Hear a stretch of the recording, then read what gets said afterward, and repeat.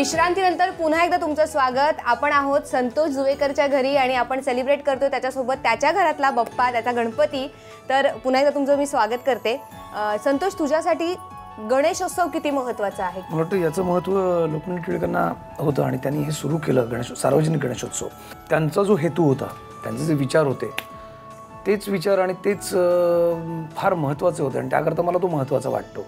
पण मला वाटतं की त्यांनी ज्या हेतूने सुरू केला होता सार्वजनिक गणेशोत्सव, तो हेतू तसाच राहिला आहे का अजून, की तो हेतू क्रॉस करून लोक फारच पुढे निघून गेलेत। आणि माझ्यासाठी याकरता महत्त्वाचं आहे की जसं मी मगाशी म्हणालो की अनेक कमी असे प्रसंग असतात की आपण सगळे कुटुंब एकत्र येतो। आपल्या घरातले आई बाबा मला भेटतातच, पण काका काकूला मला रोज भेटायला मिळत नाही किंवा माझे इतर नातेवाईक मला काय रोज भेटता येत नाही, सो मी मावशीकडे रोज जात नाही। पण यामुळे मी जातो, मला ते कसे आहेत, मी आता कसा आहे किंवा मी आता बदललो आहे का की मी तसाच आहे हे त्यांना कळतं। पुन्हा एकदा नव्याने मावशीशी काहीतरी वेगळ्या गप्पा मारायला मिळतात, यांच्याशी भेटून ह्याच्याशी गप्पा मारायला मिळतात। काहीतरी नवनवीन प्रत्येक वेळेला आपण नवीन काहीतरी शिकत असतो, नवीन काहीतरी घेत असतो प्रत्येकाकडून।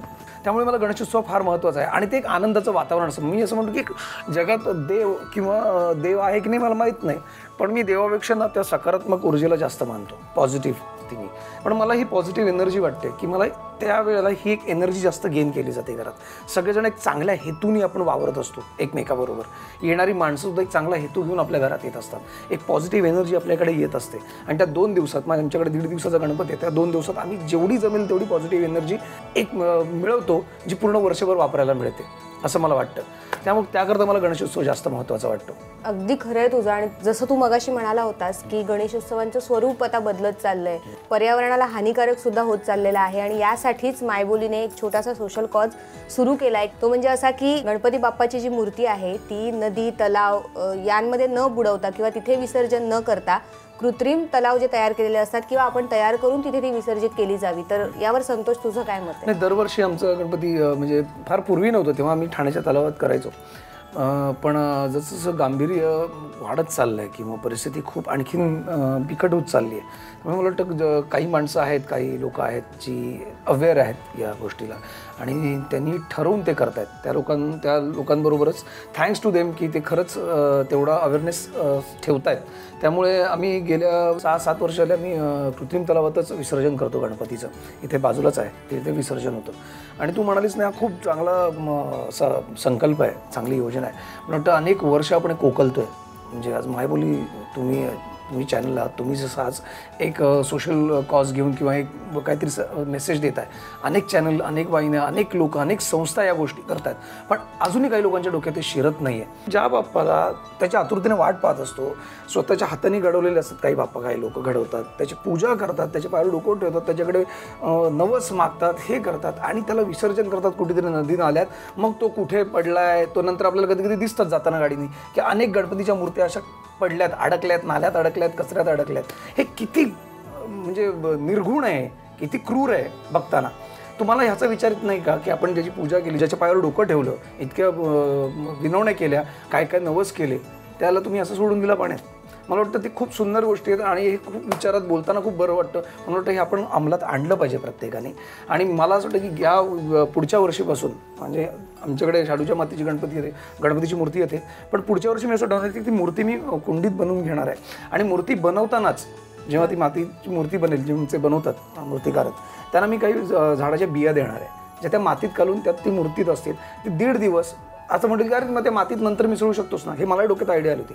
पण माझ्या एक जरा थोडंसं सेन्सिटिव्ह असं गोष्ट आहे की ती जे मूर्तीच्या ज्या बिया असतील ना, त्याची पण ती 1.5 दिवस यथासांग पूजा केली जाईल आणि त्यातनं येणारी झाडं असतील ती मी दरवर्षी झाडं, पण ती झाडं कुठेतरी जाऊन लावून येईल। तर अशी डोक्यात कल्पना आहे। मला वाटतं जर तुम्हाला ही आवडली असेल तर प्रत्येकानेही करावी की त्या निमित्ताने काही आपण झाडं लावण्याचाही एक संकल्प आपण पूर्ण होईल। ती आपण घरातच त्याचं माती विसर्जन करून ती माती कुंडीत होईल आणि त्यात असलेली बिया त्यातनं रोपटे येते। क्या बात आहे, खूप चांगला संकल्प आहे तुझा आणि खूप चांगली आयडिया सुद्धा आहे। पण जसं मी मगाशी आपण ज्या गप्पा मारत होतो की जुवेकरांचं सेलिब्रेशन जसं आम्ही बघतोय किंवा अनुभवलंय, तसा तुझा हा राग आणि द्वेष या सगळ्या चुकीच्या गोष्टींबद्दलचा सुद्धा या कार्यक्रमातनं प्रेक्षकांपर्यंत पोहोचावा, त्यातनं कोणीतरी चांगला उपदेश घ्यावा, हीच आमची सुद्धा इच्छा आहे। बरं, हे वातावरण थोडंसं हलकं करूया आपण, कारण संतोषच्या मनातल्या सगळ्या गोष्टी ज्या बाहेर आल्यात ज्या खूप महत्त्वाच्या आहेत. पण त्यानुसार आता आपण जरा सेलिब्रेशन जर आहे तर सेलिब्रेशनचा मूड आणूया. मला या निमित्ताने विचारायचं आहे, संतोषचं आजपर्यंत आवडलेलं काम तुमच्या दोघांचं, काका काकूंचं स्पेशली, कारण आई बाबांसाठी तर सगळंच त्याचं फेवरेट असणार आहे. आत्ताच्या सिरियलमधलं त्याचं काम जास्त आवडतं आहे. काका तुमचं?